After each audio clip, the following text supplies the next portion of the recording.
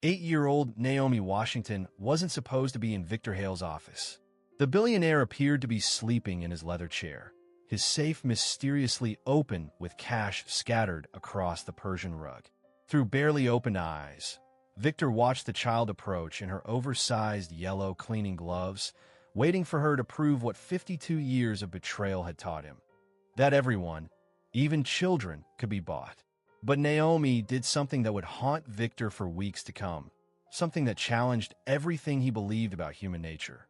In his mansion of 27 rooms and priceless art, where security cameras captured every angle and trust was a luxury he couldn't afford, this little girl with her worn sneakers and unicorn notebook was about to set in motion events that would expose 7 years of deception, destroy a perfect crime, and teach a bitter billionaire that sometimes the poorest people possess the richest hearts. Just before we get back to it, I'd love to know where you're watching from today, and if you're enjoying these stories, make sure you're subscribed.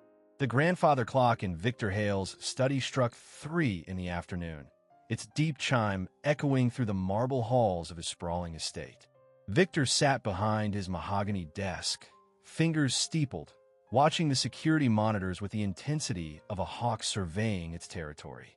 At 52, he had built an empire worth billions, but trust, that was a luxury he could never afford. "Sir, the new maid has arrived for her shift." His assistant's voice crackled through the intercom. Victor didn't respond immediately.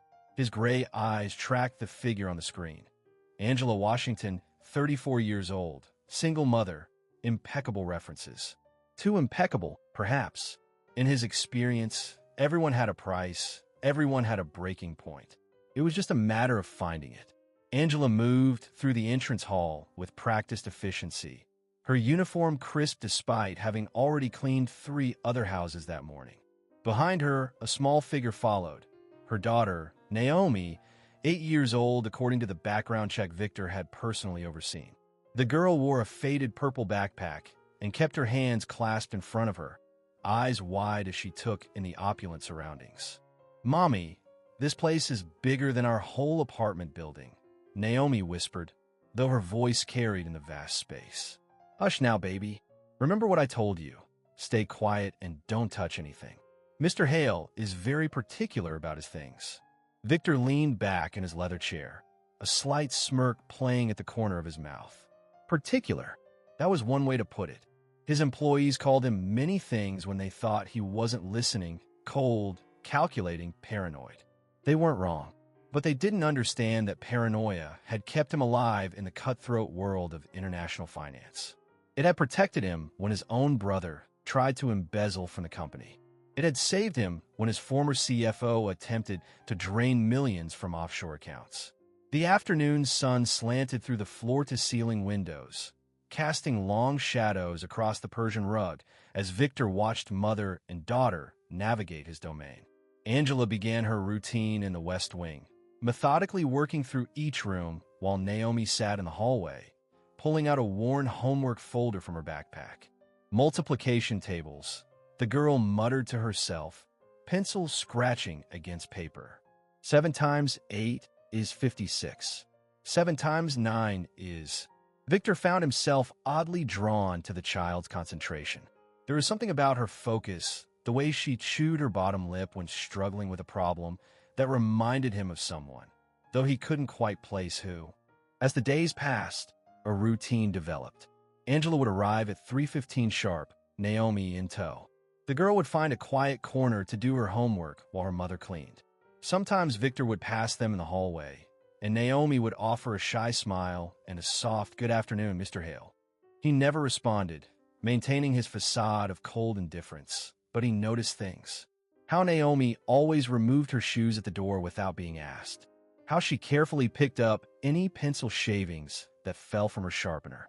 How she shared her meager after-school snack with her mother, always offering the bigger half. "She's sharp," Victor mentioned to his head of security, Marcus Thompson, one evening. The child. She notices things. Marcus, a former Navy SEAL who'd been with Victor for 15 years, nodded. "Kids see everything, boss. They just don't always understand what they're seeing." But Victor wondered if perhaps Naomi understood more than most. There was a wisdom in her dark eyes that seemed beyond her years, a careful watchfulness that he recognized. It was the look of someone who'd learned early that the world could be unpredictable. The idea came to him on a Thursday afternoon, 3 weeks after Angela had started. He'd been reviewing quarterly reports when the thought struck him like lightning. A test. Not for Angela. He'd already had her thoroughly vetted, but for the child. Children, after all, hadn't yet learned to hide their true nature behind masks of propriety. Victor made his preparations carefully. First, he adjusted the hidden cameras in his office, ensuring they captured every angle. The tiny devices, no bigger than pinheads, were state-of-the-art, invisible to the naked eye. Then he arranged a scene. His personal safe, usually locked with a 12-digit code and biometric scanner, stood slightly ajar. Inside, neat stacks of $100 bills were visible, along with several gold coins from his collection.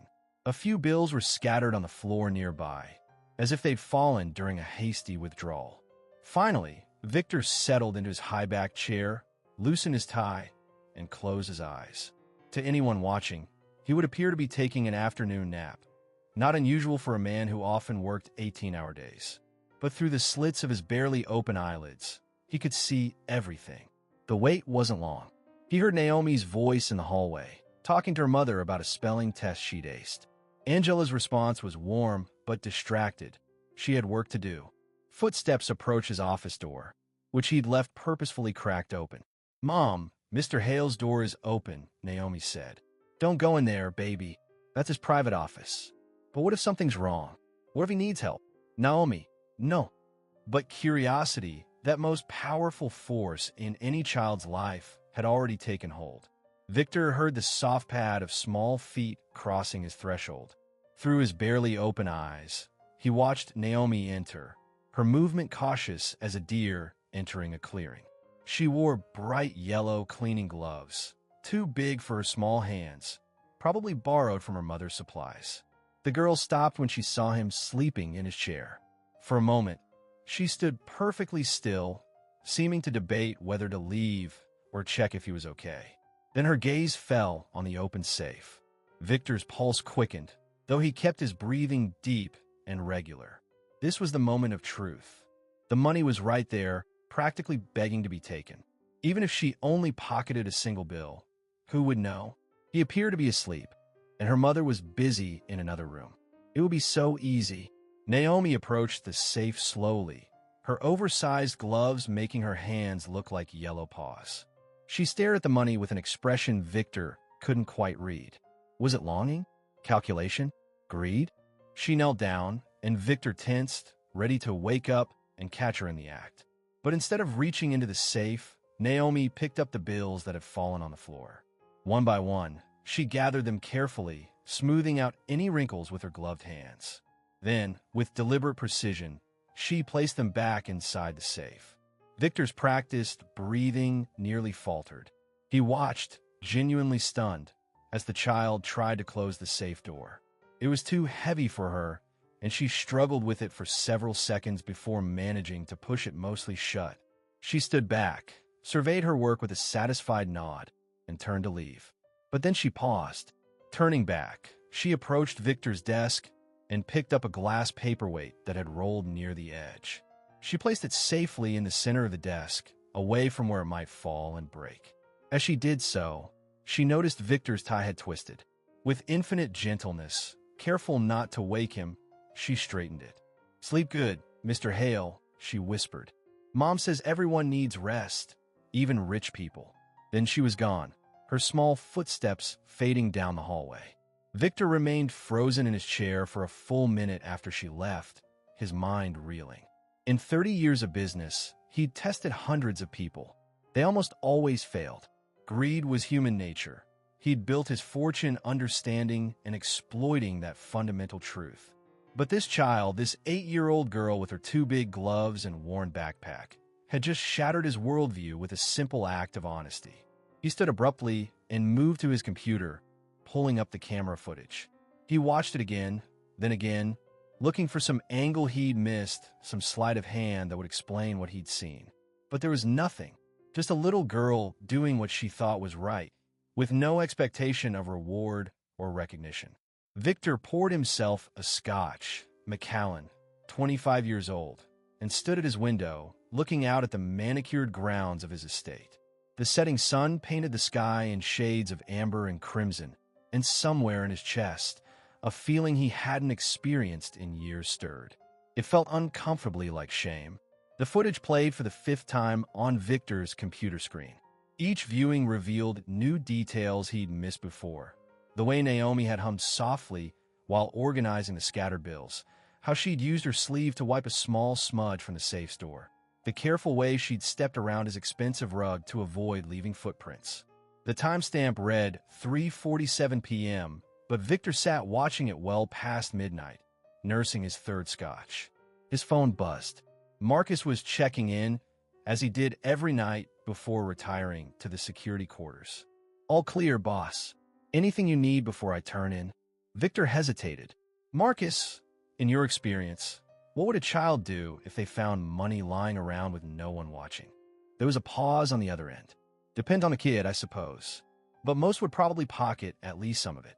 Human nature and all that." "Why do you ask?" "No reason."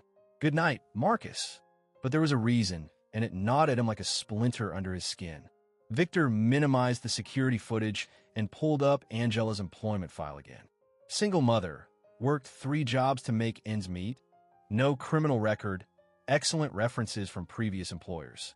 Her financial records, which he'd obtained through less than legal means, showed she was barely keeping her head above water.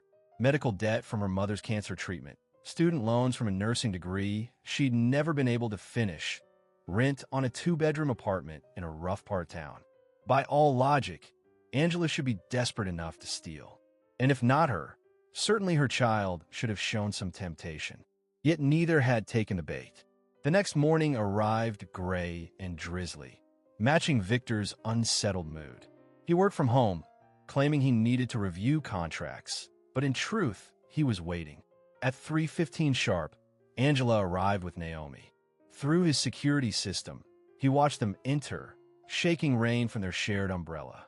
"Mom, my shoes are all wet," Naomi said, pulling off her worn sneakers. "We'll put them by the heating vent to dry." "Come on, baby. Let's get you set up with your homework." Victor found himself drawn from his office, making his way toward the kitchen under the pretense of getting coffee. He timed it perfectly, passing them in the hallway just as they were settling in. "Good afternoon, Mr. Hale," Naomi said brightly, despite her damp hair and clothes. He nodded curtly, not trusting himself to speak. Angela offered a respectful "sir" and continued on her way.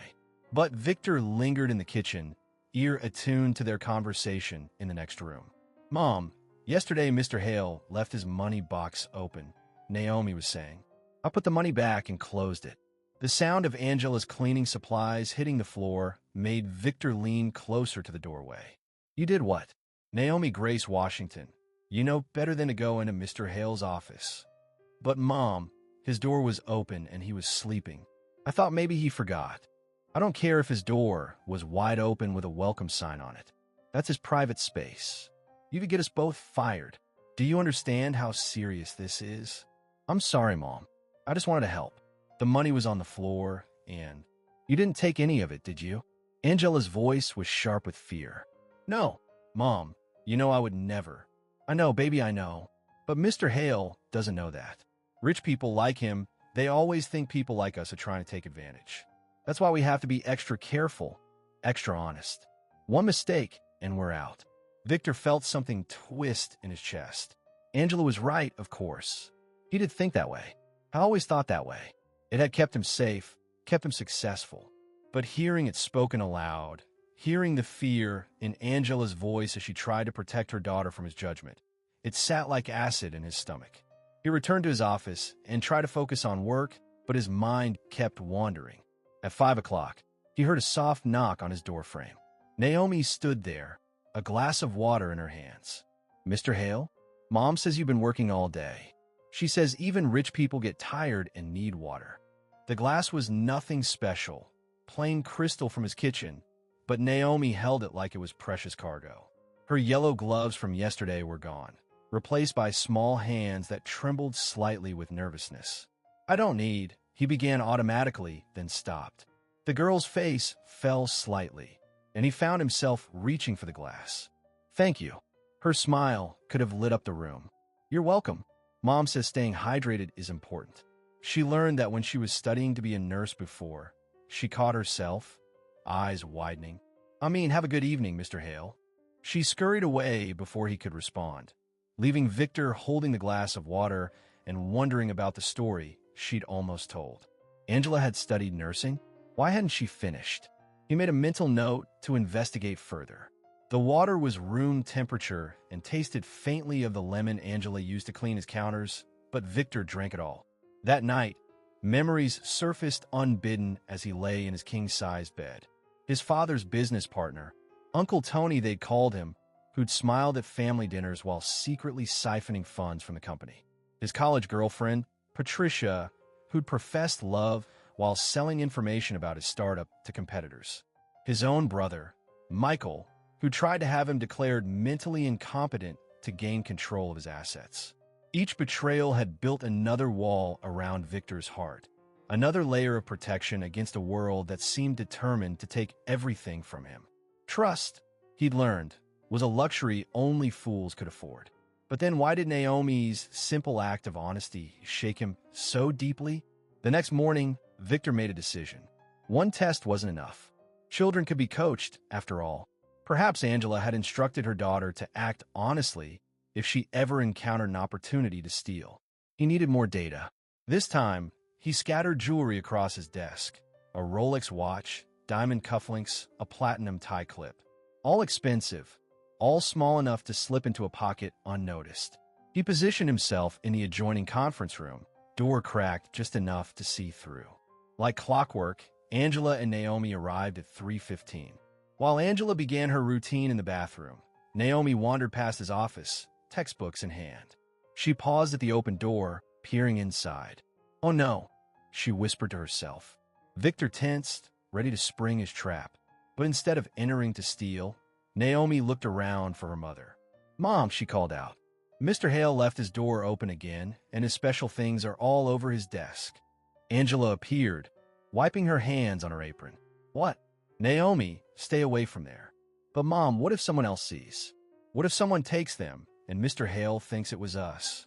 Victor watched Angela war with herself, clearly torn between not wanting to enter his office and protecting herself from suspicion. Finally, she made a decision. "Okay, we'll tell Marcus about it. He'll know what to do." But Naomi was already pulling on her yellow gloves. "I'll just organize them nice and neat. That way they'll be safe until Mr. Hale comes back."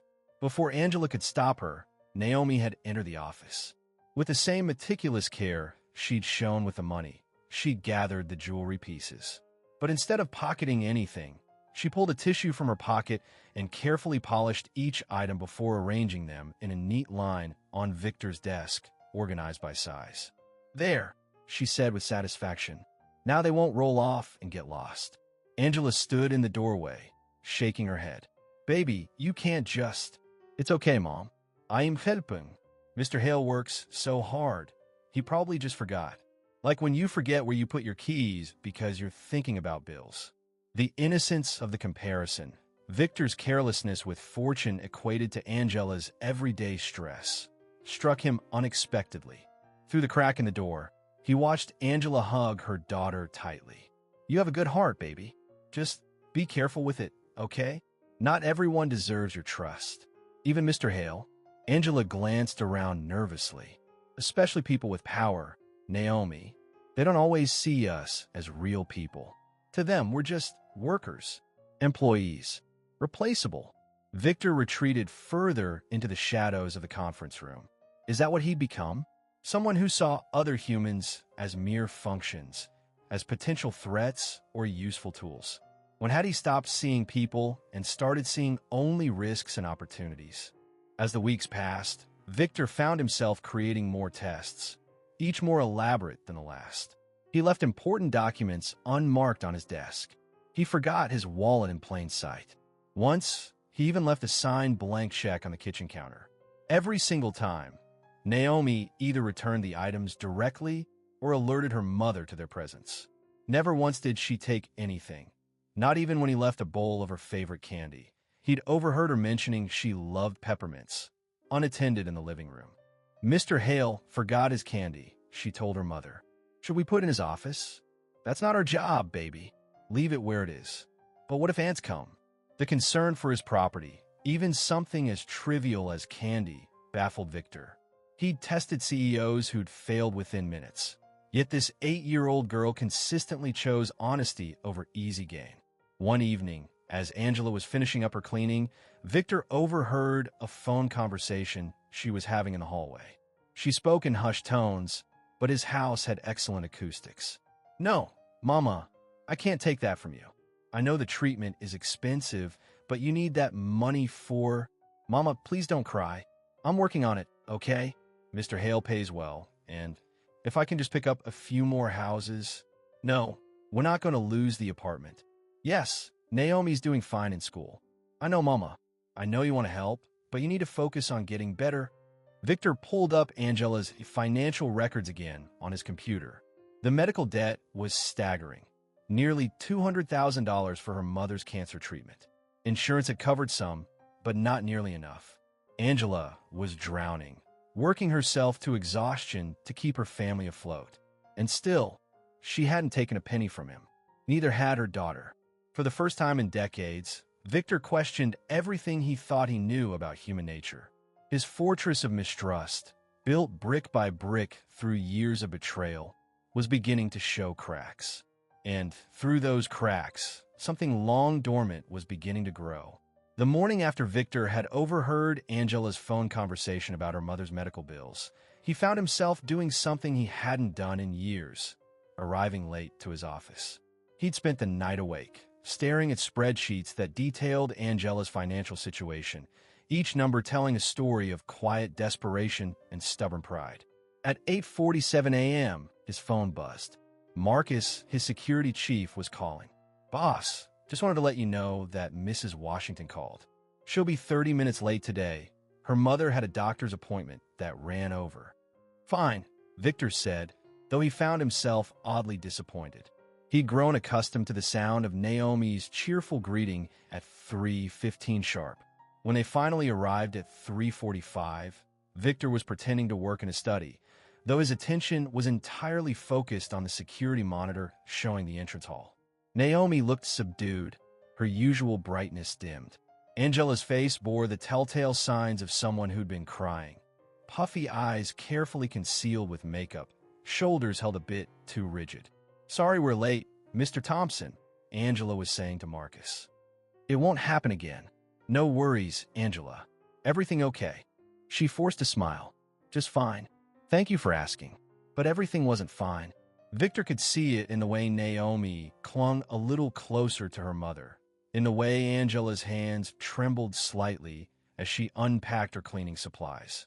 He pulled up his laptop and, with a few keystrokes, accessed Angela's social media accounts. A violation of privacy he'd have done without thought weeks ago, but which now gave him a twinge of something uncomfortably close to guilt. Her latest post, made at 2 a.m., was simple. Faith is believing that somehow, some way, it will all work out. Has to. No other choice. Below it, comments from friends and family offered prayers and encouragement. One caught his eye, from someone named Denise. Girl, just take the money. You know I can help. Angela's response. Thank you, Dee, but no. I work for what I have. Always have, always will. That's the example I'm setting for Naomi. Victor closed the laptop harder than necessary. Pride. Stubborn, impractical pride. In his world, pride was a luxury reserved for those who could afford it. Angela Washington could not afford it, yet she wore it like armor. That afternoon, as Angela cleaned the upper floors, Naomi sat in her usual spot in the hallway, but instead of doing homework, she was drawing. Victor found himself walking past, purely coincidental, of course, and caught a glimpse of her artwork. It was a picture of 3 figures standing in front of a small house, a woman, a little girl, and an elderly woman with a bandana on her head. That's lovely, he heard himself say, the words escaping before he could stop them. Naomi jumped, quickly covering the drawing. Oh, Mr. Hale, I'm sorry, I finished my homework early, Anne. It's fine. He stood awkwardly, unaccustomed to casual conversation with a child. Is that your grandmother? Naomi nodded, uncovering the picture slightly. That's Grandma Rose. She's sick, but Mom says she's the strongest person in the whole world. She used to be a teacher, you know. She taught Mom everything about being good and honest and working hard. And she taught you too? She tries, but she gets tired now because of the medicine. Sometimes she forgets things. But when she remembers, she tells me stories about when Mom was little and how proud she is of her for raising me, right even when things are hard. The innocence of the statement, the casual acknowledgement of hardship without self-pity, struck Victor like a physical blow. When was the last time he'd heard someone speak of struggle without immediately following it with a request for help or money? Mr. Hale, Naomi said suddenly, looking up at him with those impossibly earnest eyes, why do you have so much money but look so lonely? The question hung in the air between them like a challenge. Victor felt his automatic defenses rising, the cold mask sliding into place. That's not an appropriate question, he said stiffly. Oh, Naomi's face fell. I'm sorry. Grandma Rose says I asked too many questions. She says curiosity is good, but I need to learn when to keep it inside my head. Your grandmother sounds wise. She is. She says rich people have their own troubles, just different ones. She says money can't buy the important things. And what do you think the important things are? Naomi considered this seriously, chewing on her pencil. Family. Friends. Being able to sleep without worrying you did something wrong. Hugs. Definitely hugs. When was the last time someone hugged you, Mr. Hale? The question was so unexpected, so gently delivered, that Victor actually took a step back. When was the last time someone had hugged him? His mother's funeral, perhaps? That would have been 15 years ago. That's not. Mom gives the best hugs. Naomi continued, seemingly oblivious to his discomfort. When I'm sad or scared, she hugs me and everything feels better. Maybe you should try it sometime. Naomi, Angela's voice called from down the hall. Stop bothering Mr. Hale. I'm not bothering him, Mom. We're having a conversation about important things. Angela appeared, face flushed with mortification. I'm so sorry, Mr. Hale. Naomi, come here right now. But Mom, now. As Naomi gathered her things, Victor heard her whisper, I wasn't trying to be rude. I know, baby, but you can't just ask people personal questions like that. Even if they look sad, especially then. They moved away, but not before Victor caught Angela's worried glance back at him. He retreated to his office, Naomi's question echoing in his mind. Lonely.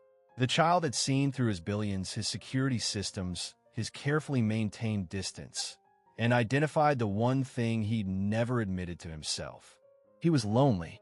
That evening, unable to concentrate on work, Victor did something he hadn't done in years. He walked through his mansion, really looking at it. 27 rooms, most of which he never entered. Priceless art on the walls that he never stopped to appreciate. A dining room table that seated 20 but had hosted no one but himself for the past decade. Every space was immaculate, thanks to Angela and the other staff, but it was all as cold and lifeless as a museum. In the kitchen, he found Angela putting away her supplies. She froze when she saw him. I'm almost finished, Mr. Hale. I'll be out of your way in just... Your daughter asks a lot of questions. Angela's face went pale. I'm so sorry about earlier. I've talked to her about boundaries. It won't happen again. She asked why I look lonely. The words hung between them. Angela seemed to be calculating whether honesty or deflection was safer. Children see things adults learn to ignore, she finally said. And what do you see? Angela met his gaze steadily.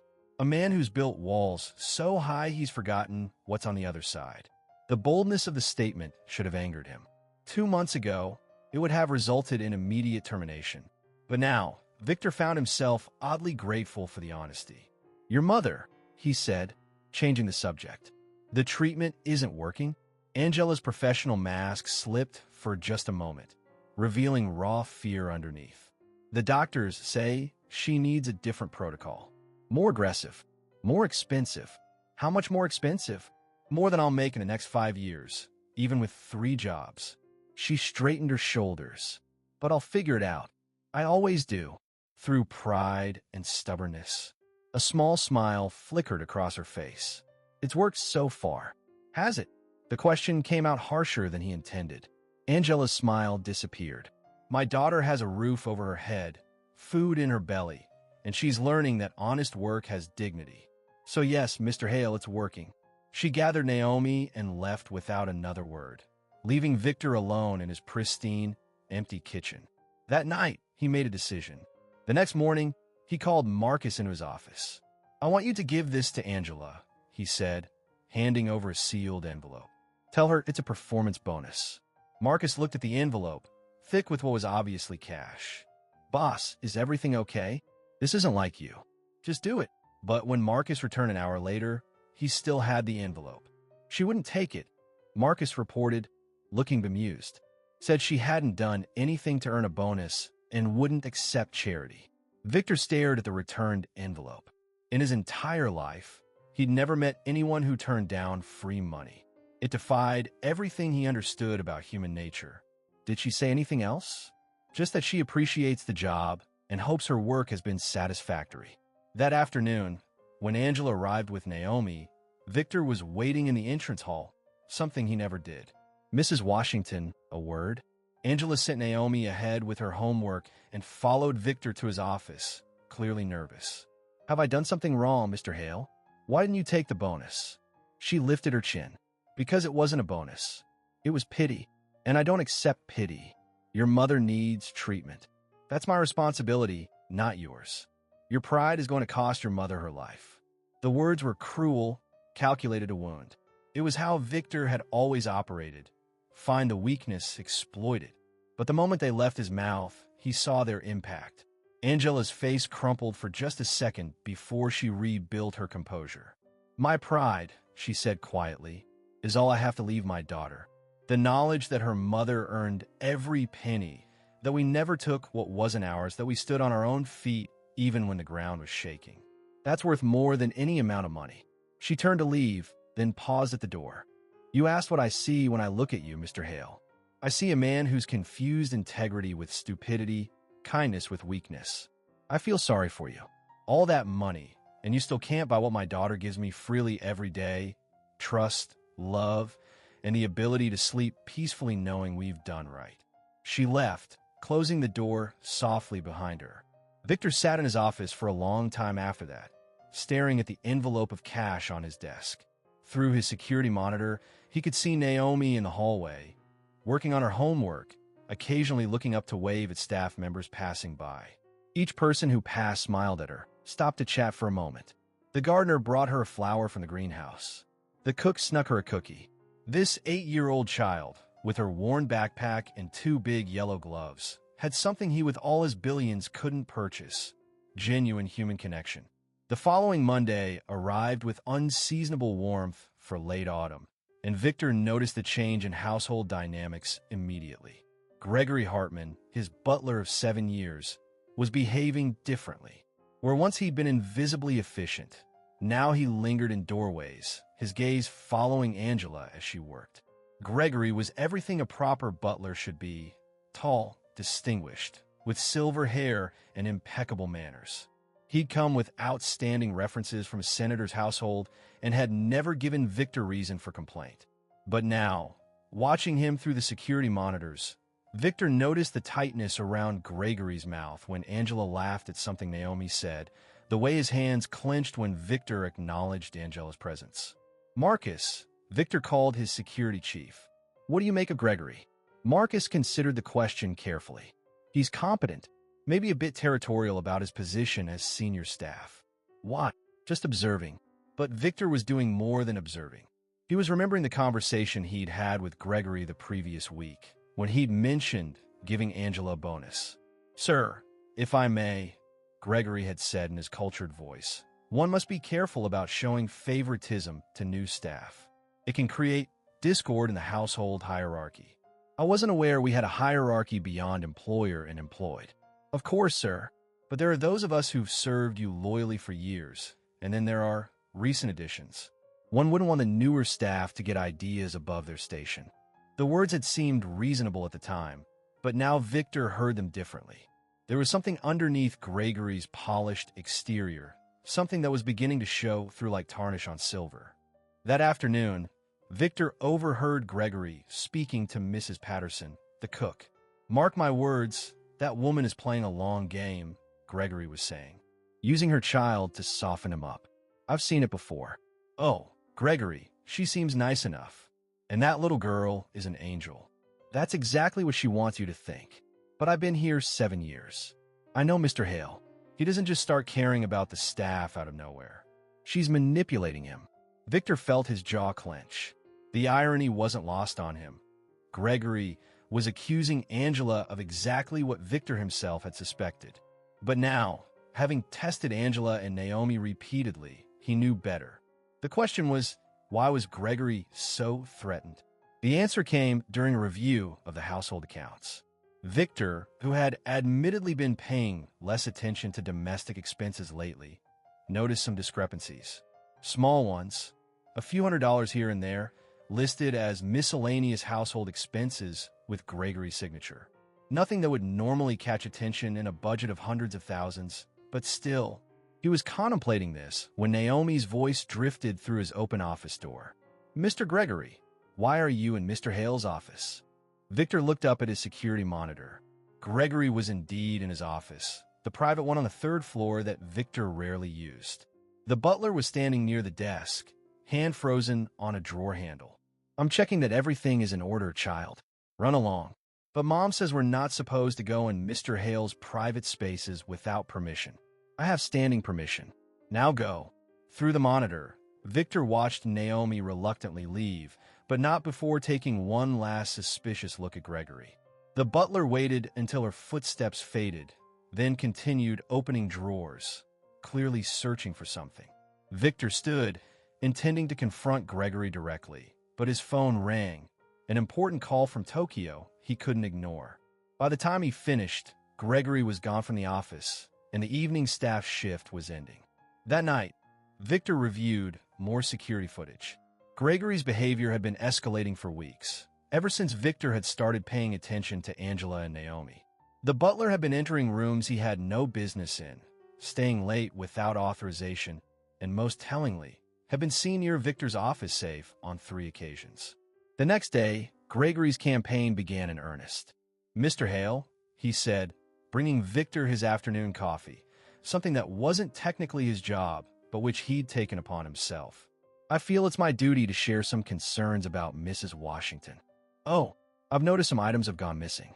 Small things, a silver letter opener, some cash from the petty cash box. I wouldn't want to accuse anyone, but you're accusing Angela. I'm simply noting that these disappearances began shortly after her arrival." Victor set down his coffee cup with deliberate precision. "Have you reported these missing items to Marcus? I didn't want to make it official without speaking to you first. After all, she has a child. I wouldn't want to see them suffer if it's all a misunderstanding." The false concern in Gregory's voice was perfectly pitched, but Victor had spent decades reading people. He heard the satisfaction underneath, the pleasure Gregory took in planting seeds of doubt. "I'll look into it," Victor said neutrally. Gregory smiled. "Of course, sir. I'm sure it's nothing. Although," he paused dramatically, "I did notice Mrs. Washington near your office yesterday when you were out. She seemed to be checking if anyone was watching." That afternoon, Victor watched Angela work through the security monitors. She moved through the house with her usual efficiency, never lingering anywhere, never even glancing at valuables. When she reached his office, she knocked even though the door was open and she could see he wasn't there. "Mr. Hale, I need to clean your office. May I come in?" When no answer came, she moved on to the next room. She didn't enter his office at all. Meanwhile, Naomi sat in the hallway working on what appeared to be a school project about communities. She was drawing pictures of different jobs people did. Victor was surprised to see himself among them. A figure in a suit labeled Mr. Hale, business, makes jobs for other people. "That's good, baby," Angela said, passing by with her cleaning cart. "But you spelled business wrong." "Oh," Naomi erased carefully. "Mom, what does Mr. Hale actually do?" "He invests money, helps companies grow." "Is that why he's so serious all the time?" Because he's responsible for lots of people's jobs. Maybe. Or maybe he's forgotten that work isn't everything. Victor found himself thinking about that exchange later as Gregory presented him with more evidence. The butler had produced the missing letter opener, found, he claimed, in Angela's cleaning cart. "I'm not saying she took it intentionally," Gregory said with practiced concern. "Perhaps it fell in by accident. But sir, you leave valuable things around all the time. Can you really trust someone in your home who might be careless with your possessions?" It was cleverly done. If Victor hadn't seen Gregory plant the letter opener himself, the security cameras in the supply room had caught everything. He might have been fooled. The question was, what was Gregory's endgame? The answer came the following day when Victor accidentally left his prized Patek Philippe watch on the bathroom counter.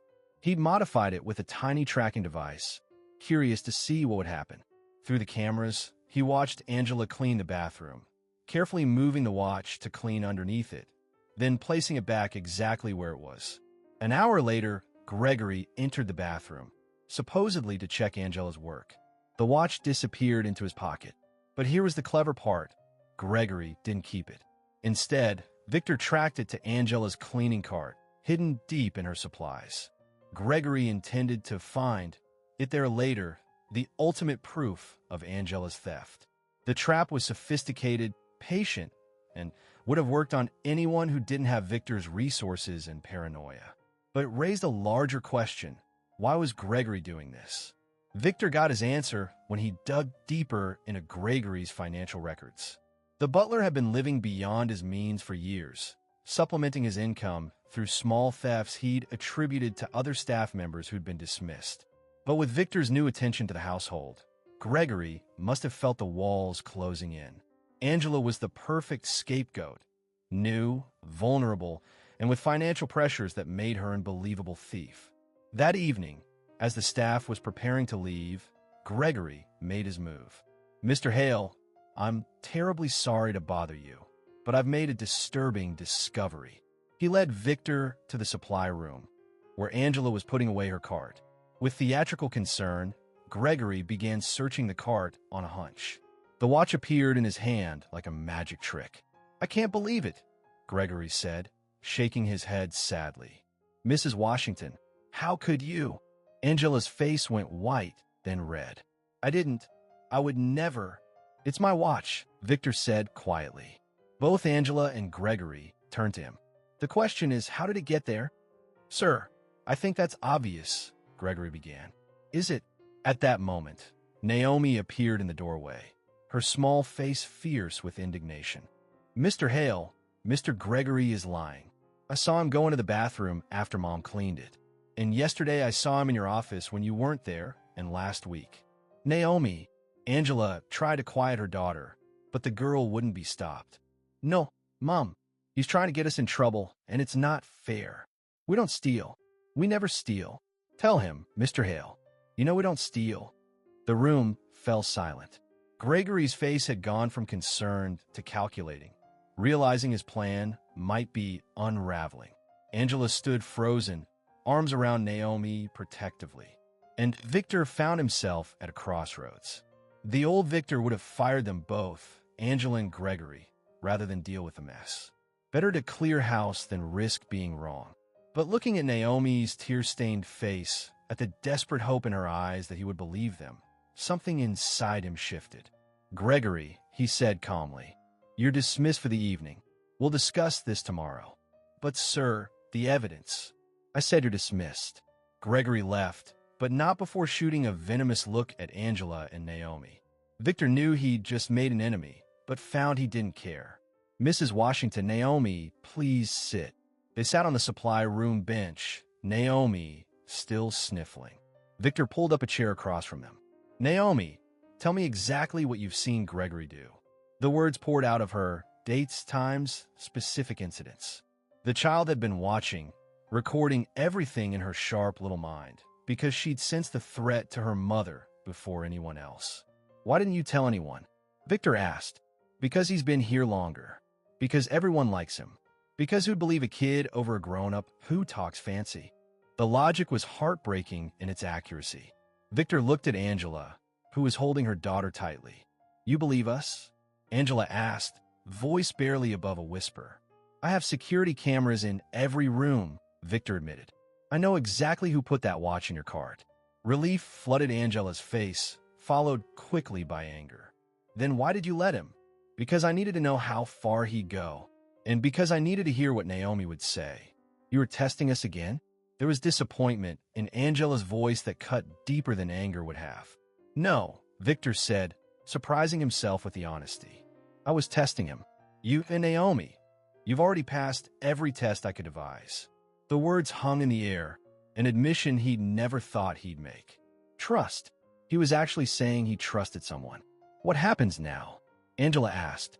"Now, I deal with Gregory, and you two go home and try to forget this happened." "But he'll keep trying to hurt us," Naomi said with wisdom beyond her years.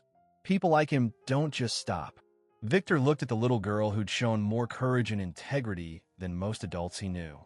"You're right, which is why I'm going to make sure he can't hurt anyone again."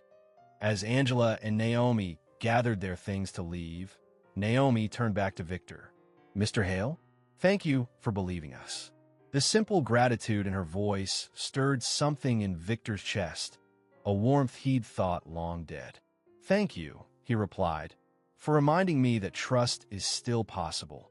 They left, and Victor stood alone in the supply room, surrounded by cleaning supplies and the lingering scent of lemon polish.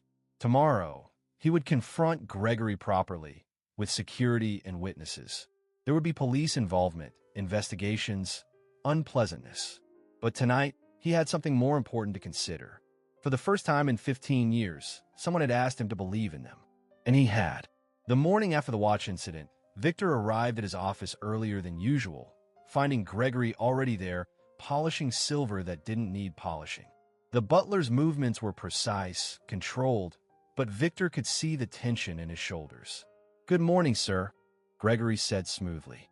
"I trust you've had time to consider yesterday's unfortunate discovery." "I have," Victor replied, settling behind his desk. "Tell me, Gregory, how long have you been stealing from me?" The polishing cloth stilled for just a moment before resuming its circular motion. "I'm not sure I understand what you're implying, sir." The missing letter opener, the petty cash discrepancies, the senator's gold cufflinks that vanished last year, the ones you suggested the previous maid had taken. Gregory set down the silver candlestick with deliberate care. "Mr. Hale, I've served you faithfully for 7 years. This woman has been here barely 2 months, and suddenly you doubt me?" "I don't doubt you, Gregory. I know exactly what you've done. The only question is whether you leave quietly or whether I involve the police." For the first time in 7 years, Victor saw real emotion crack through Gregory's polished facade. Fear, quickly replaced by calculation. "You have no proof," Gregory said carefully. "I have cameras in every room. Not in the private staff areas. Not in the supply rooms." Actually, Victor did have cameras there, but Gregory's confidence was telling. The butler thought he'd been clever enough. "Mrs. Washington isn't going anywhere," Victor said firmly. "Consider yourself on notice." Gregory's jaw tightened. "Of course, sir. Will there be anything else?" "Yes. Stay away from Angela and her daughter." Gregory bowed slightly and left, but Victor caught his expression in the hallway mirror. Pure venom. This wasn't over. That afternoon, Angela arrived looking exhausted. Her usual 3:15 punctuality wavered to 3:20, and Victor noticed she was moving slower than usual. Mom worked a double shift at her other job, Naomi explained to Marcus as they entered. The restaurant was short-staffed. Victor watched through the monitors as Angela began her routine. Her hands shook slightly as she worked, and twice she had to stop to lean against the wall. "Mrs. Washington," Victor called from his office doorway. A moment, Angela approached warily. After yesterday's events, trust was still fragile between them. "You look unwell," he observed. "I'm fine, Mr. Hale. Just tired. When did you last eat?" The question seemed to surprise her. "This morning. It's past 4 in the afternoon. I'll eat when I get home." Victor studied her, the slight sway in her stance, the way she gripped the doorframe for support. "Naomi," he called. please ask Mrs. Patterson to prepare a sandwich for your mother?" "Mr. Hale, that's not necessary," Angela began. "It is if you're going to feign in my house and create liability issues." It was easier to frame kindness as self-interest. Angela seemed to understand this, offering a small smile. "Thank you." While Angela ate in the kitchen, supervised by a delighted Mrs. Patterson, who kept adding more food to her plate, Naomi approached Victor's office. "Mr. Hale, can I tell you something?" He looked up from his computer. "What is it?" "I heard Mr. Gregory on the phone this morning. He was talking to someone about Mom. He said he was going to handle the situation." Victor's attention sharpened. "When was this?" "Around 10. I was here because it was a teacher workday. Mom brought me early and told me to stay in the library, but I wanted to get my colored pencils from the supply room." "What else did he say?" Naomi chewed her lip, thinking. "He said something about making sure the evidence was, I think the word was undeniable. And he mentioned something about your safe." Victor's blood chilled. His main safe contained not just money but sensitive business documents, bearer bonds, and items that could cause serious damage in the wrong hands. "Thank you for telling me, Naomi. Are we in trouble?" "No, but I need you to do something for me. Stay close to your mother today. Don't wander off alone." The girl nodded solemnly, understanding the seriousness in his tone. That evening, after Angela and Naomi had left, Victor called Marcus to his office. "I want you to review all security footage of Gregory for the past month. Every frame. Looking for anything specific? Proof of theft. And Marcus? Check if he has any unusual purchases or deposits." While Marcus worked, Victor did his own investigation. Gregory's employment record was spotless on the surface, but digging deeper revealed a pattern. Every household he'd worked for had experienced thefts, always blamed on other staff. The senator Gregory had served before coming to Victor had mentioned in a private correspondence that several valuable items had gone missing, though Gregory had never been suspected. The house felt different that night. Victor walked the halls, hyper-aware of every shadow, every creak. Gregory lived in the staff quarters on the property, and knowing he was there, planning something, set Victor's nerves on edge. At 2 a.m., the motion sensors in Victor's office triggered. Victor watched the security feed from his bedroom. Gregory moved through the office with purpose, heading straight for the hidden safe behind the bookshelf, the one supposedly only Victor knew about. But Gregory had clearly been watching, learning. The butler produced a device, some kind of electronic scanner, and began working on the safe's digital lock. Where had he gotten such equipment? This was more sophisticated than simple theft. Victor grabbed his phone to call security, but paused. If he caught Gregory now, it would be attempted burglary at best. The man might get a few months in jail, then be free to target someone else. No, Victor needed to be smarter. He sent a quick message to Marcus. "Don't intervene. Just record everything." The next morning, Gregory was back to his perfect butler routine, serving breakfast as if he hadn't spent the night trying to crack Victor's safe. Victor played along, even as his mind raced with plans. "Gregory, I'll be out of town for 2 days," Victor announced, the lie coming easily. "A sudden business trip to Boston." "Of course, sir. I'll ensure everything runs smoothly in your absence." "I'm sure you will." Victor made a show of leaving, complete with luggage and a car to the airport. But he never got on the plane. Instead, he checked into a hotel nearby and watched his house through the security app on his phone. Gregory waited exactly 3 hours after Victor's departure before making his move. But this time, he wasn't alone. 2 men Victor didn't recognize entered through the service entrance, professionals by the look of them. One carried specialized safe-cracking equipment. They headed straight for Victor's office. Within minutes, they had the safe open. Victor immediately called the police, then Marcus. "We have a burglary in progress. 3 suspects." But as he watched the feed, something unexpected happened. Gregory wasn't just stealing. He was photographing documents, downloading files from Victor's private computer. This wasn't simple theft. This was corporate espionage. Then Gregory did something that made Victor's blood run cold. He pulled out several jewelry pieces from a bag. Victor recognized them as items that had gone missing from other households Gregory had worked for and began placing them strategically around the office. in Angela's usual cleaning areas, in places her fingerprints would naturally be. He was creating a frame-up so elaborate that even Victor's testimony might not save Angela. The police sirens were still minutes away when Naomi appeared on the security feed. Victor's heart stopped. What was she doing there? It was past 10 p.m. Through the audio, he heard her voice. "Mom? Mom, where are you?" Angela appeared a moment later, still in her cleaning uniform. "Baby, I told you to wait in the car. I just forgot my phone." They were heading toward the office, toward Gregory and his accomplices. Victor called Marcus. "Angela and Naomi are in the house. Get them out. Now." But it was too late. Gregory heard them coming. He motioned to his accomplices, who melted into the shadows. Gregory himself stepped out of the office, closing the door behind him. "Angela," he said warmly. "Working late. I just came back from my phone. Naomi has a doctor's appointment tomorrow, and I needed to check the time." "Of course. Though it's interesting you're here now, just when Mr. Hale's safe has been opened." Angela froze. "What are you talking about?" "I came to check on things and found the office ransacked. The safe empty. And look what I found." He held up a piece of Angela's identification badge, one she'd lost weeks ago. "This was inside the safe." "That's impossible. I lost that." "A likely story. I'm calling the police." "Please, Gregory, you know I wouldn't." "Doi, you've been suspicious from the start. Always around Mr. Hale's office. Your daughter constantly snooping." Naomi stepped forward, her small face fierce. "You're lying. You're the one who steals.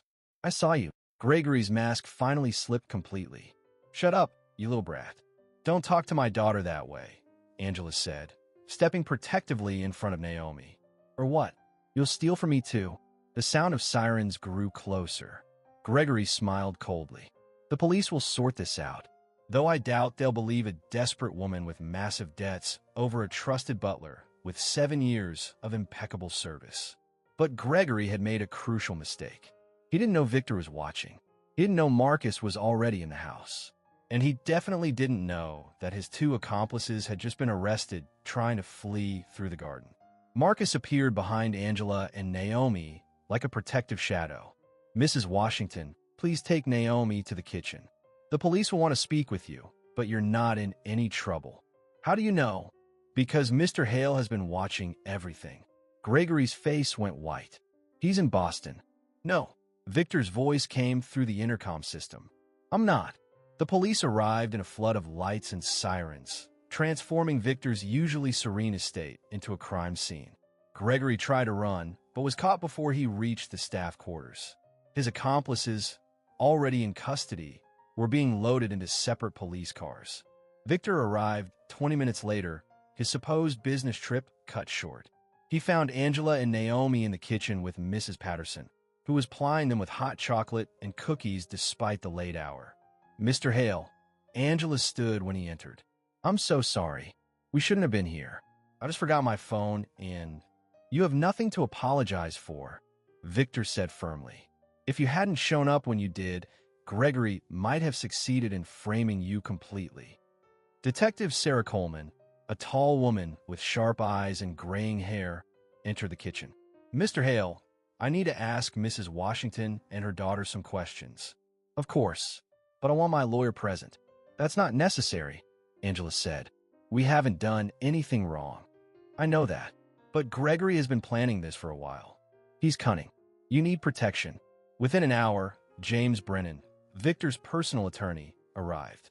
The questioning took place in Victor's study, with Naomi sitting close to her mother, clutching a mug of now-cold chocolate. "Tell me about your relationship with Gregory Hartman." Detective Coleman began. Angela straightened. "We don't have a relationship. He's senior staff. I'm new. He's been cold toward me since I started." "Why do you think that is?" "I think he saw me as a threat," Angela said carefully. "Mr. Hale has been kind to us, and Gregory seemed to resent that." "Kind how?" Victor interjected. "I offered Mrs. Washington a performance bonus. Gregory seemed to think it showed favoritism." "Did you accept the bonus?" the detective asked Angela. "No, I don't accept money I haven't earned." Detective Coleman made a note. "Your daughter mentioned seeing Gregory in restricted areas?" Naomi sat up straighter. "Yes, ma'am. I keep a notebook. Everyone turned to look at the 8-year-old. She pulled out a small spiral pad from her backpack, covered in unicorn stickers. Grandma Rose says if something seems wrong, write it down. That way you don't forget. She opened the notebook, revealing pages of careful handwriting. October 3rd, for 15 p.m., Mr. Gregory in Mr. Hale's upstairs office.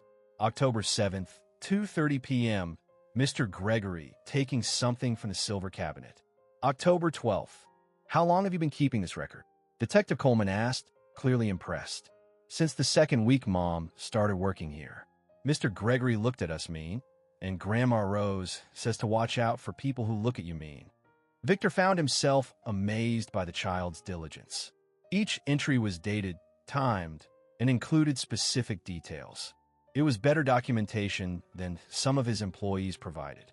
Can we make a copy of this? Detective Coleman asked. Naomi looked at her mother, who nodded. Yes, but I need it back. It has other important stuff too, like when the library has free reading hour and when Mr. Hale actually smiled. That only happened twice. Despite the seriousness of the situation, Victor felt his lips twitch. The detective continued her questioning for another hour. Through it all, Naomi remained composed, answering clearly and honestly. When asked why she hadn't told anyone sooner about Gregory's behavior, her answer was heartbreaking in its maturity. Because he's white and talks fancy and has been here longer. Mom and I are new and black and poor. Who would believe us? The silence that followed was deafening. Detective Coleman cleared her throat. Well, we believe you now. After the police left with promises to be in touch, Victor found himself alone with Angela and Naomi in his study. The adrenaline was wearing off, leaving everyone exhausted. It's past midnight, he said. You should go home. Mom's car won't start, Naomi said. That's why we were so late leaving. She was trying to fix it. I'll call you a taxi. We can take the bus, Angela said quickly. The night route runs until 1. Absolutely not. Marcus will drive you. Mr. Hale, you've done enough. Mrs. Washington. Victor's voice was firm. A man I trusted just tried to destroy your life to cover his own crimes. The least I can do is ensure you get home safely. Angela's shoulders sagged in defeat or relief. Victor couldn't tell which. While they waited for Marcus, Naomi approached Victor's desk, where the contents of his safe were spread out for the police to catalog. Is all this yours? She asked, eyes wide at the gold coins and stacks of bonds. Yes. Why do you keep so much? Grandma Rose says you can't take it with you when you die. Naomi, Angela admonished. But Victor found himself considering the question seriously. Security, I suppose. Making sure I'm never vulnerable. But you're vulnerable, Naomi said simply. Mr. Gregory worked here for 7 years and was stealing the whole time. All that money didn't protect you from him. The child's logic was unassailable. Victor looked at the scattered wealth on his desk and realized it had indeed failed to protect him from the real threat, the betrayal of someone he'd allowed into his inner circle. You know what protected you? Naomi continued. Mom and me being here at the right time, and Mr. Marcus caring enough to watch the cameras, and Mrs. Patterson making sure everyone eats. People protected you, not money. That's enough philosophy for tonight, baby, Angela said softly, but she was looking at Victor with an expression he couldn't read. Marcus arrived to take them home. As they were leaving, Naomi turned back one more time. Mr. Hale? I'm sorry Mr. Gregory tried to hurt you too. Betrayal feels really bad. When my dad left, it felt like my chest was broken. Does your chest feel broken? Victor stood speechless. How did this 8-year-old consistently see straight through to truths he'd buried under years of cynicism? A little, he admitted. It gets better, she promised. Especially if you let good people help fill the broken parts. After they left, Victor stood in his ransacked office, surrounded by evidence of Gregory's betrayal. But instead of the familiar cold anger he usually felt when someone crossed him, he felt something different. Disappointment, yes, but also a strange sense of relief. The masks were off, the pretense was gone, and somehow, in the midst of betrayal, he'd found something he'd thought lost forever. People he could actually trust. The next morning brought lawyers, insurance investigators, and more police. Gregory's scheme unraveled quickly under scrutiny. The two accomplices were professional thieves with long records.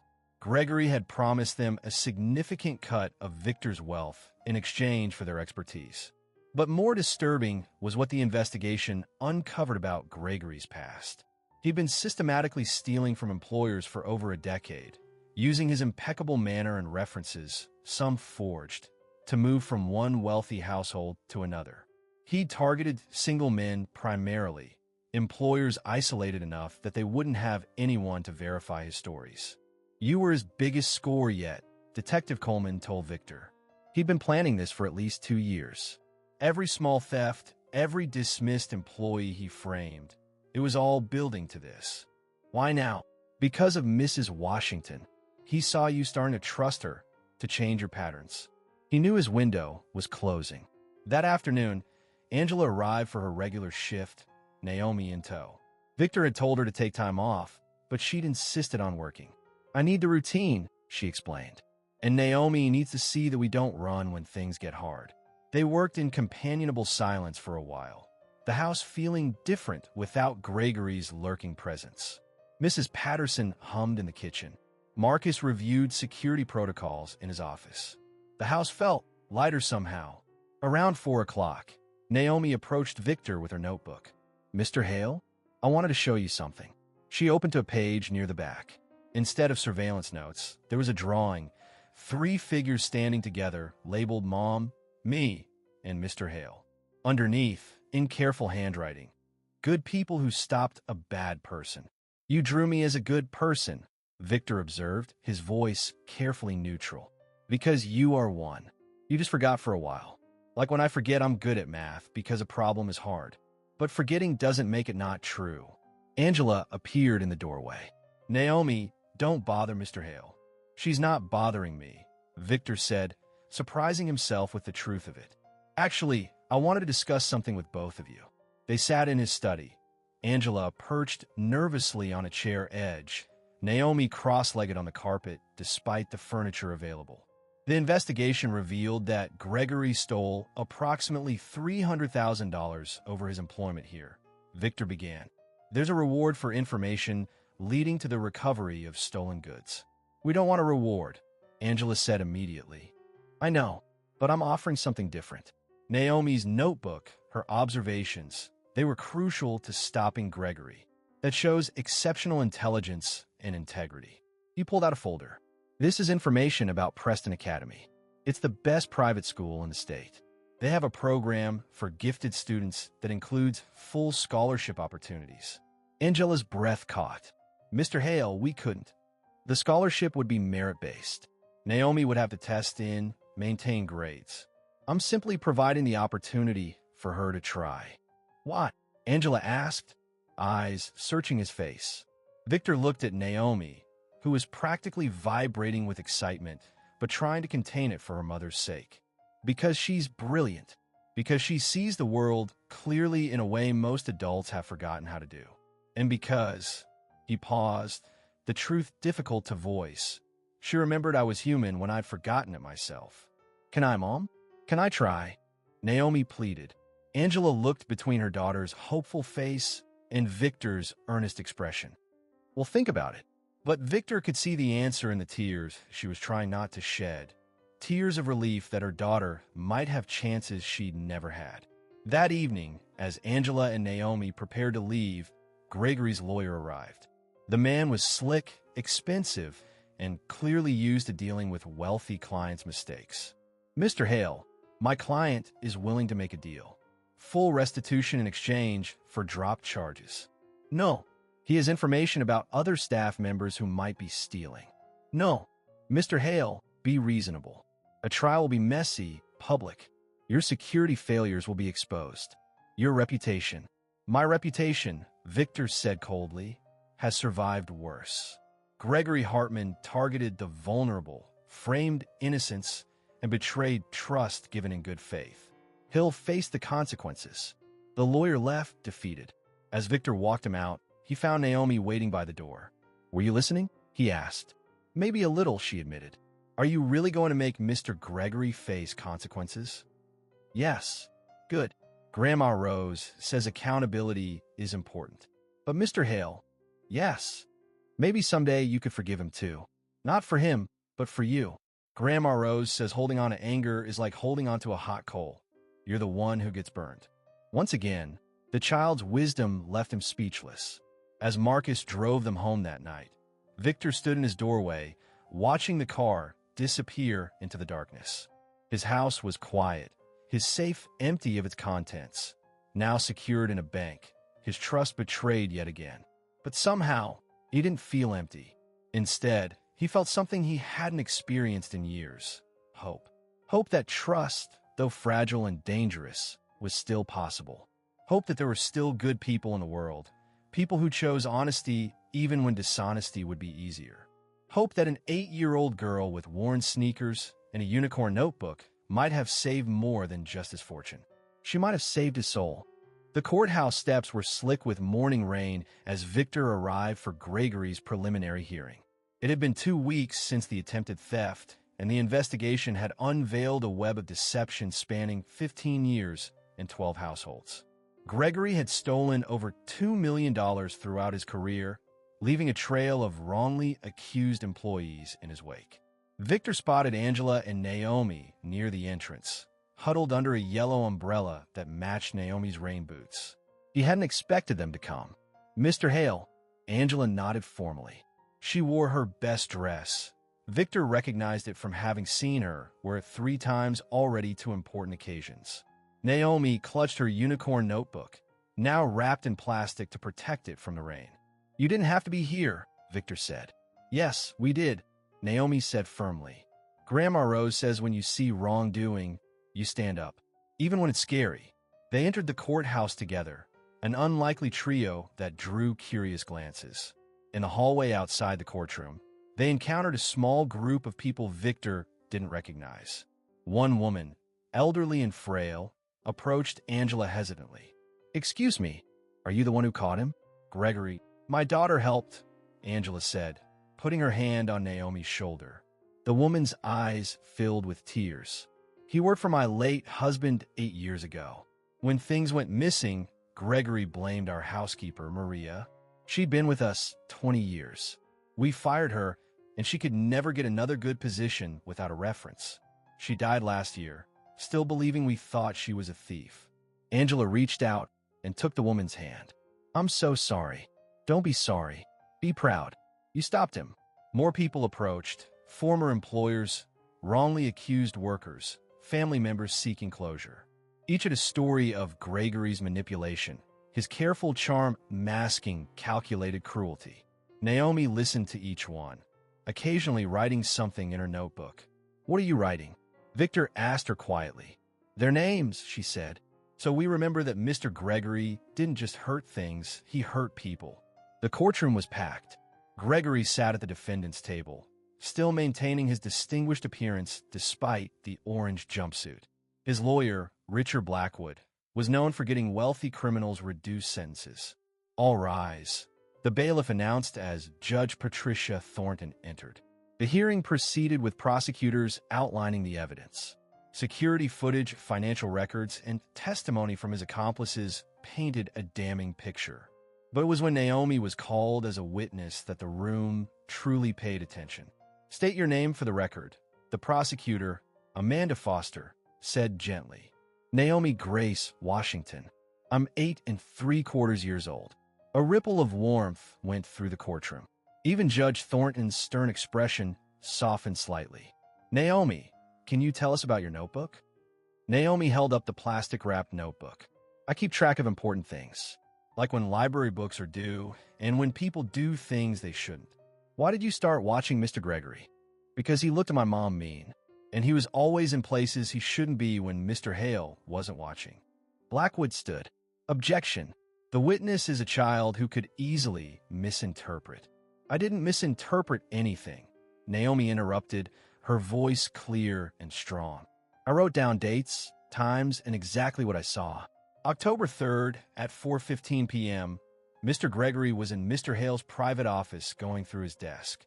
October 7th at 2:30 p.m., he took silver forks from the cabinet and put them in his jacket.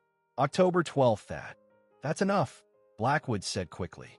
"No, It's not, Naomi said firmly. You said I could easily make mistakes because I'm a kid. But I didn't make mistakes. I was careful and thorough because my mom taught me that truth matters. The prosecutor smiled. What happened the night Mr. Gregory was arrested? Mom and I came back because she forgot her phone. Mr. Gregory was there with 2 other men. He tried to blame Mom for stealing, but he was the one stealing. He had this mean smile, like he was happy he was going to hurt us. Objection. Speculation about emotional state. I know what a mean smile looks like, Naomi said, looking directly at Gregory. It's the smile someone has when they enjoy hurting others. Mr. Gregory had that smile a lot.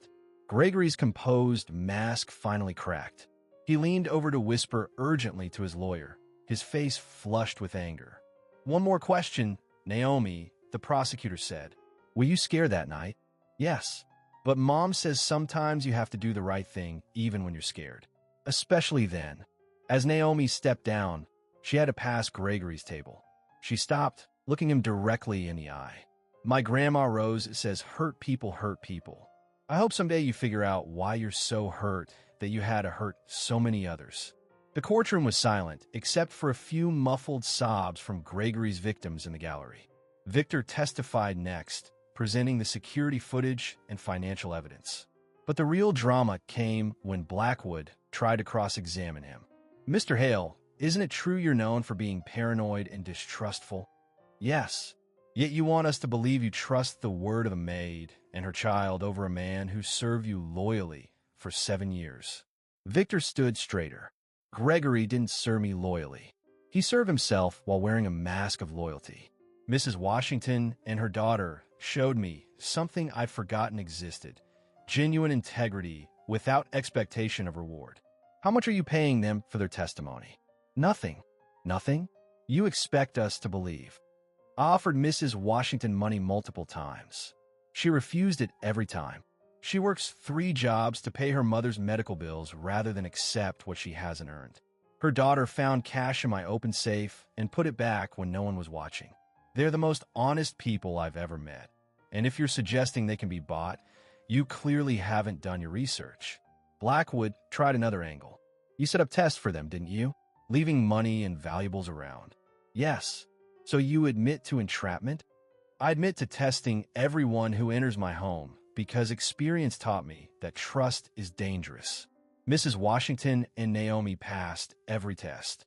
Gregory failed the only one that mattered, basic human decency. At the defense table, Gregory suddenly stood. Your Honor, I'd like to address the court. His lawyer grabbed his arm. Don't. Sit down, Mr. Hartman, Judge Thornton ordered. But Gregory pulled free from his lawyer. That child thinks she's so smart, so observant. But she missed things. Want to know what else I took, Mr. Hale? Information. Every deal you're planning, every merger, every acquisition. I've been selling your secrets for years. The courtroom erupted. The prosecutor immediately asked for a recess while the FBI was contacted about the corporate espionage admission. Gregory, realizing what he'd just confessed to in his anger, slumped back in his chair. During the recess, Victor found Angela and Naomi in the hallway. Angela was on the phone, speaking in hushed, urgent tones. No, Mama, I can't leave the courthouse yet. Yes, I know you have chemo at 3. I'll figure something out. She hung up, stress etched across her face. Marcus can take your mother, Victor offered. Angela shook her head. She won't go with a stranger. She gets confused sometimes from the treatment. She needs me there. Then go. The important part is done. But closing arguments will happen with or without you. Your mother needs you more than this courtroom does. Angela looked torn. Naomi tugged on her sleeve. Mom, Grandma Rose always says family first. But Mr. Hale needs us to... I need you to take care of your family, Victor said firmly. That's what matters. As Angela gathered their things, Naomi approached Victor one more time. Mr. Hale, when Mr. Gregory said those things about selling your secrets, you didn't look surprised. Victor knelt to her eye level, something he'd never done with a child before. I suspected. Money was never his only goal. He wanted power. Is that why you're lonely? Because people always want something from you. The question, as always, cut straight to the heart. Maybe. Well, Mom and I don't want anything from you. We just want you to be okay. Is that weird? Very weird, Victor admitted. But good weird. Naomi smiled, bright and genuine. Mom says you're getting better at accepting help. She says that's brave.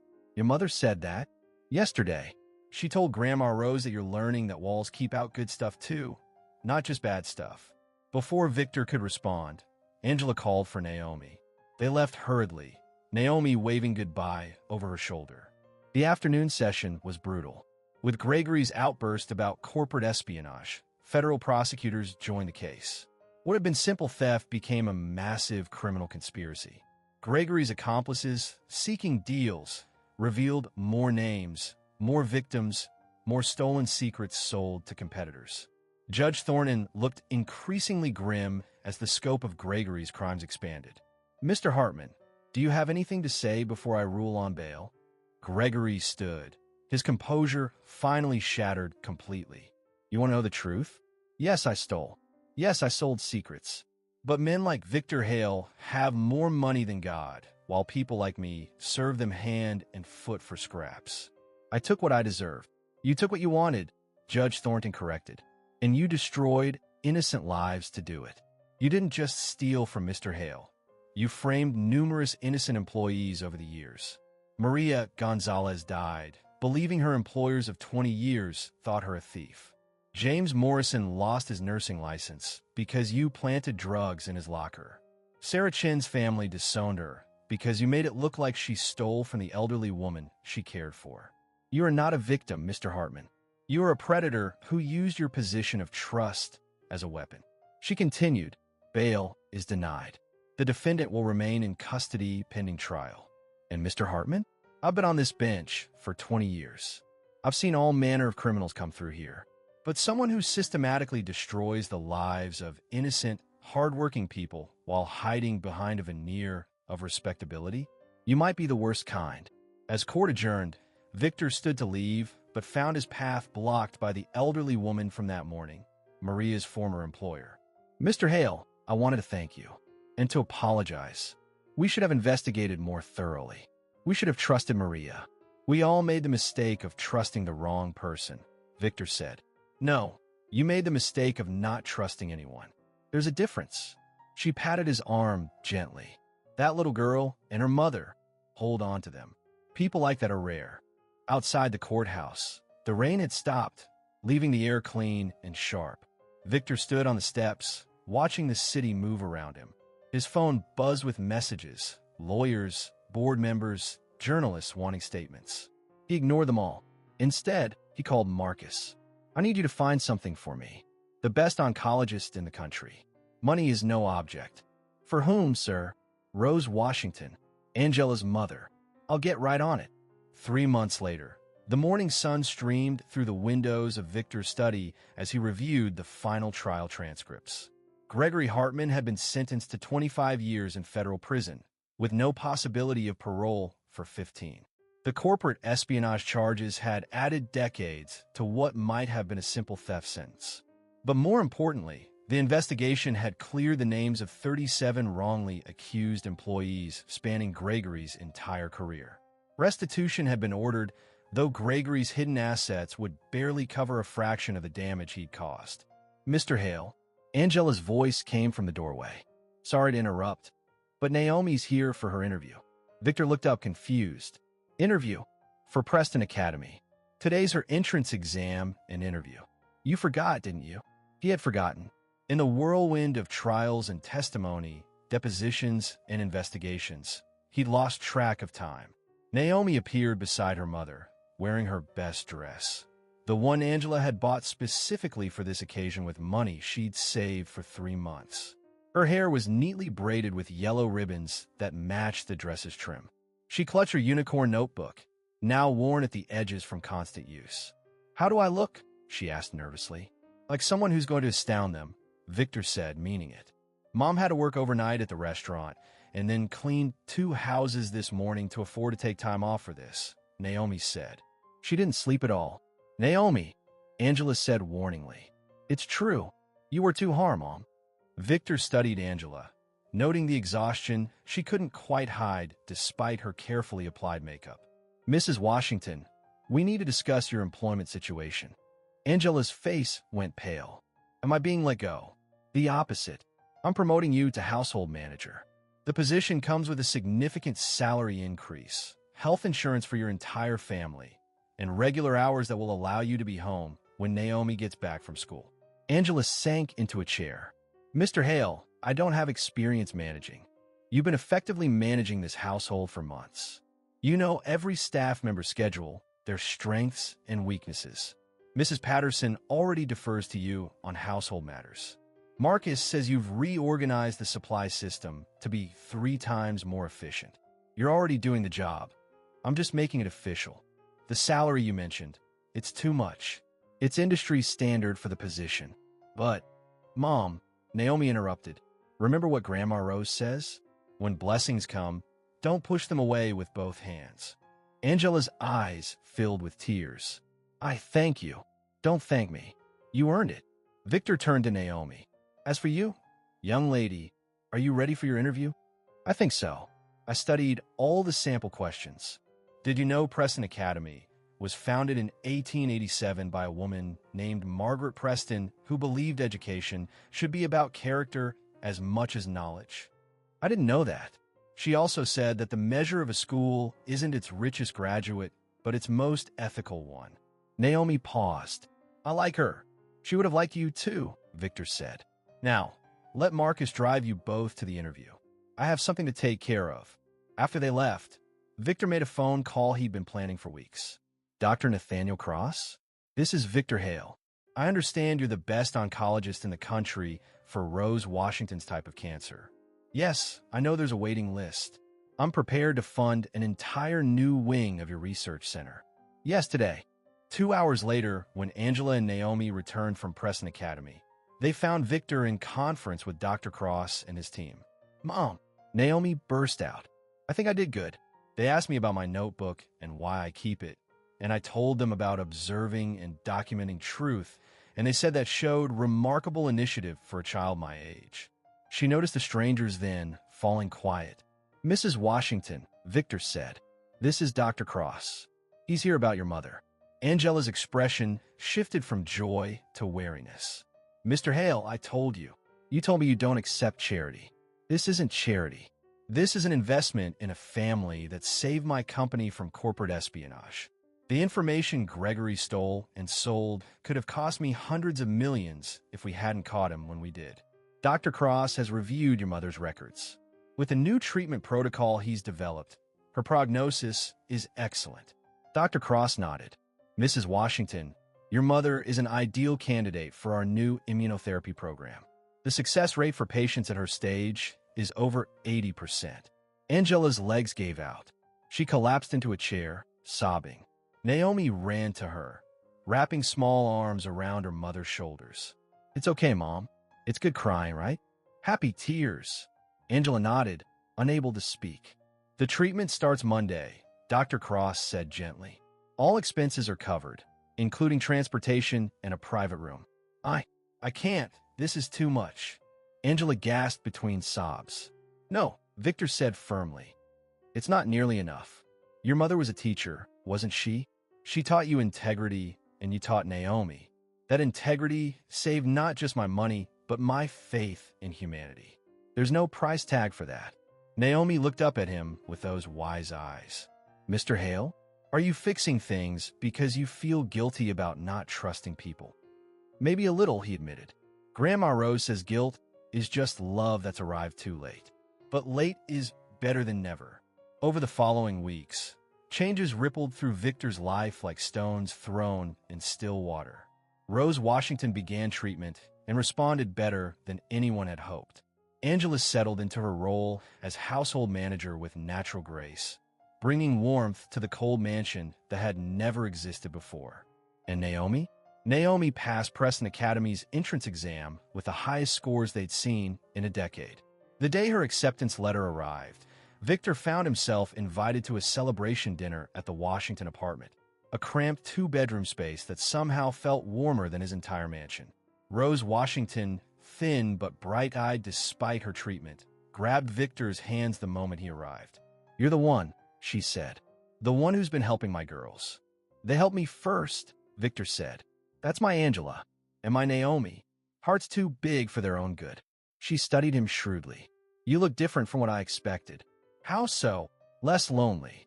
At dinner, simple but delicious food that Angela had somehow found time to prepare. Victor experienced something he hadn't felt in years, belonging. Naomi chattered about her excitement for Preston Academy. Angela fussed over everyone's plates. Rose told embarrassing stories about Angela's childhood that had everyone laughing. Mr. Hale, Rose said during dessert. Naomi tells me you have no family. That's correct. Wrong. You have us now, whether you like it or not. Naomi nodded enthusiastically. We voted. It was unanimous. I didn't get a vote, Victor pointed out. Family doesn't get to vote on being family, Rose said firmly. They just are. 6 months after Gregory's arrest, Victor stood in his office looking at a new addition to his desk, a framed drawing Naomi had made. It showed 4 figures standing together: Angela, Naomi, Rose, and himself. Underneath, in Naomi's careful handwriting, family is trust. Marcus knocked and entered. Sir, Mrs. Washington is here with a weekly household report. Angela came in, professional but warm, a balance she perfected. Everything's running smoothly. Mrs. Patterson wants to know if you'll be joining us for Sunday dinner. Us. The staff meal. Naomi insists you're missing out on Mrs. Patterson's roast chicken. I don't usually. I know. But Naomi says usually is just another word for stuck. Victor found himself smiling. Something that happened frequently now. Tell her I'll be there. As Angela turned to leave, she paused. Mr. Hale, I never properly thank you for believing us about Gregory, for standing by us during the trial, for everything since. You don't need to thank me. Yes, I do. You gave us more than money or opportunities. You gave us dignity. You treated us as equals, as people worth believing in. That means everything. After she left, Victor walked to his window, looking out at the grounds. The garden, once meticulously maintained but sterile, now had a corner dedicated to wildflowers. Naomi's suggestion. She said perfection was boring, that a little chaos made things beautiful. She was right. His phone buzzed. A text from Naomi, sent from Preston Academy. Got an A+ on my essay about trust. Wrote about you and Mom and how good people find each other even when they're not looking. Teacher says I have remarkable insight for someone so young. I told her I learned from the best, Grandma Rose, Mom, and you. See you at dinner Sunday. P.S.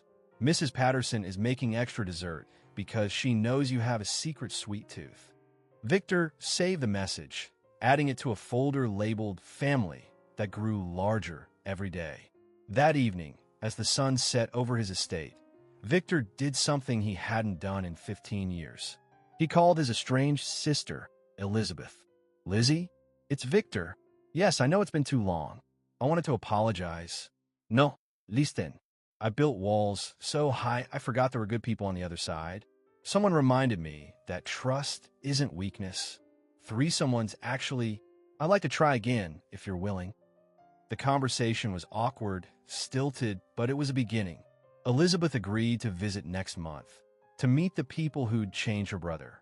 As he hung up, Victor realized the safe in his office, once his most prized possession, had been empty for months.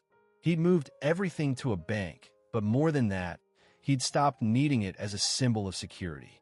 Real security, he'd learned, came from something else entirely.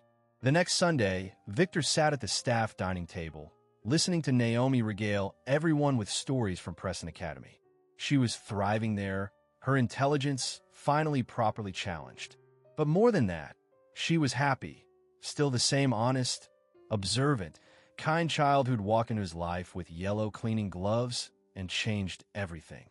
Mr. Hale, she said suddenly, remember when I asked why you had so much money but looked so lonely? I remember. You don't look lonely anymore. I'm not. Good. Because Mom and I were worried about you back then. You had everything but nothing at the same time. Now you have less everything but more something. Does that make sense? Perfect sense, Victor thought, looking around the table at the faces that had become precious to him.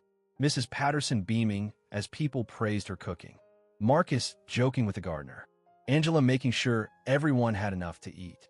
Rose, finally healthy, telling stories that had everyone captivated. Mr. Hale has a family now, Rose announced to the table. And families stick together. Through good and bad, Angela added. Through trust and betrayal, Marcus contributed. Through yellow cleaning gloves and unicorn notebooks, Naomi giggled. Through everything, Victor said quietly, meaning it. Later that evening, as the Washingtons prepared to leave, Naomi hugged Victor, something she'd started doing recently despite his initial awkwardness. "Thank you for believing in us," she whispered. "Thank you for teaching me how to believe again," he whispered back. As their car pulled away, Victor stood in his doorway, the same spot where he'd once watched them with suspicion and cold calculation. Now he watched with something else entirely: love. The mansion behind him was still grand, still impressive, but it was no longer empty. Laughter echoed in its halls. Warmth radiated from its windows. It had become what it was always meant to be, a home. And Victor Hale, billionaire who'd once trusted no one, had become what he'd never thought possible: a man who could trust and be trusted in return. All because an 8-year-old girl with yellow cleaning gloves had shown him that the opposite of fear wasn't courage. It was faith. Faith in the goodness that exists in people, waiting to be recognized, waiting to be believed in, waiting to transform everyone it touches. The story ended where it began, with a test. But this time, it was Victor who had been tested. And thanks to Angela and Naomi Washington, he had finally passed. What walls have you built around your own heart? And who might be waiting on the other side with the key to tear them down? If this story touched your soul, hit that like button and subscribe for more powerful tales that remind us what truly matters in life.